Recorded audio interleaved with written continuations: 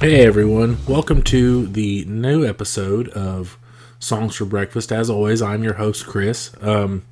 Sorry if my voice sounds a little rough or a little weird. I got some serious drainage taking place, and some sniffles, so my voice sounds scraggly. I'm starting to sound a little bit like Tom Waits, so I apologize for that in advance. But let's just hop right into it with this week's song. I took some time this week to really put some thought about what song I wanted to discuss. I went back and forth between a few songs, but ultimately I decided to settle on a song that meant a lot to me. And I think that may become a reoccurring theme, talking about a song that means a lot to me, talking about what it is about, and also talking about how it relates to me. I think that would be an interesting turn of events. Have the songs display their meanings, as well as use this platform a little bit as like a journal almost. And I think talking about the song in reference to my own life, sort of like I did last week, I think that'd be rather interesting and cathartic. So this week I wanted to dive into a song that discussed mental health. Mental health is something that is important to me. I struggle with my mental health, and when you hear a song that discusses the struggles, it's hard not to relate to it. It's almost like you feel better in a way. Like you hear something and you feel better. It makes you feel less alone. This week I'm going to be discussing a song that made me feel less alone. That is Pretty Pimpin' by Kurt Vile, which I don't know if you've heard of Kurt Vile, but he's a really interesting artist. Used to be in the band War on Drugs. Now he's been solo for a little while. It's from his 2015 album, Believe I'm Going Down, which is a really good album. If you've not checked it out or don't know who Kurt Vile is, that'd be a really great place to start. It's pretty clear to me that this song is about mental health and possibly disassociation. Something I know a fair bit about, as I disassociate pretty much all of the time. And this is where I would laugh about it, if it wasn't true. But the song, your first verse, it opens, seemingly introduces the idea of disassociation. It says, I woke up this morning and didn't recognize the man in the mirror. Then I laughed and I said, oh, silly me, that's just me. Then I proceeded to brush some stranger's teeth, but they were my teeth, and I was weightless, just quivering like some leaf coming from the window of a restroom. So, not recognizing yourself and realizing, oh, that's just me, just screams disassociation and mental illness. I've been told that the normal person doesn't look in the mirror and find themselves confused about who they're looking at, So, I also love Vile's wording there, comparing the whole experience to quivering like a leaf that came in through a window. It's just a fantastic metaphor, and I love it. That is something I experience pretty regularly. Some days I wake up and look in the mirror and I'm just not sure who I'm looking at. I also find myself spacing out while I do it, spacing out so hard that I feel like I'm leaving my body. And the first verse turns into a refrain of sorts with, and I couldn't tell you what the hell it was supposed to mean, but it was a Monday, no a Tuesday, no a Wednesday, Thursday, Friday, then Saturday came around, and I said, who's this stupid clown blocking the bathroom sink? Once again, he's referencing not recognizing the man in the mirror, which is a sign of mental illness. That's pretty obvious at this point in the songs, even so early. Also, not knowing what day of the week it is because you're just so out of it. I never know what day of the week it is. I have to put almost everything in my calendar on my phone because I have the hardest time keeping up with what day it is.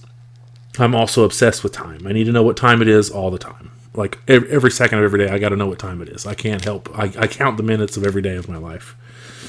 Then we move into another brief part where he says, all I ever wanted was to be someone in life that was just like, all I want is to just have fun, live my life like a son of a gun. I could be 1,000 miles away, but still mean what I say. He's saying that he always just wanted to be someone. He's always wanted to know and to live his life, and just at the same time, but the mental illness keeps him 1,000 miles away. However, just because he is so far away doesn't mean he doesn't mean the things that he says. And I get that feeling myself. Sometimes when I'm surrounded by people, I just disappear into my own head. I still know that I'm talking. I still know what I'm talking about, and I mean what I say, but I can assure you that I'm just, no longer in the same room. Like I am gone. He follows it up by saying, then I woke up one morning and didn't recognize myself in the mirror. Then I laughed again and said, oh, silly me, that's just me. Then I proceeded not to comb some stranger's hair, never was my style. He's repeating the sentiments from earlier about disassociation, but adding that he doesn't take care of his personal hygiene because he's convinced he's not looking at himself. He's looking at someone else in the mirror.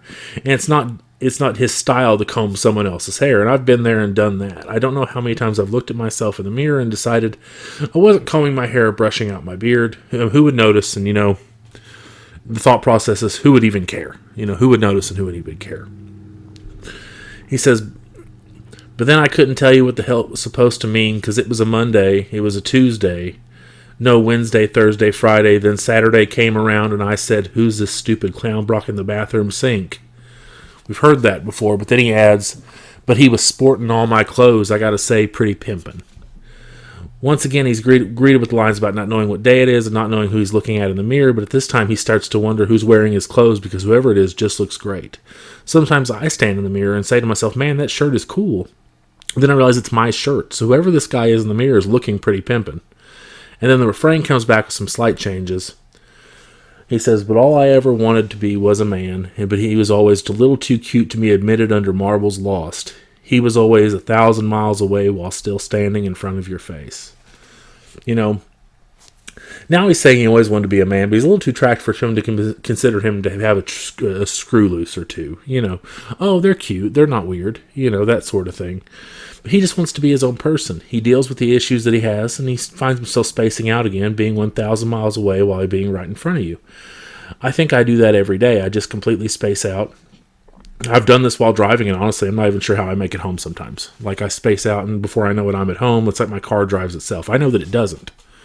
I know that my car doesn't drive itself, but it feels like it drives itself. At this point, the song repeats the same chorus that we're familiar with, discussing not knowing what day it is and not recognizing himself in the mirror. But at the end of the song, the lines repeat, I woke up this morning and didn't recognize the boy in the mirror.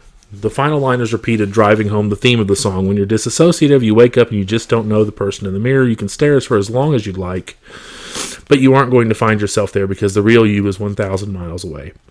This is something I struggle with daily, something I feel like I'm just watching my life instead of living it. It's really the most bizarre feeling, but at least I look pretty pimpin' while it happens. At least I look pretty good.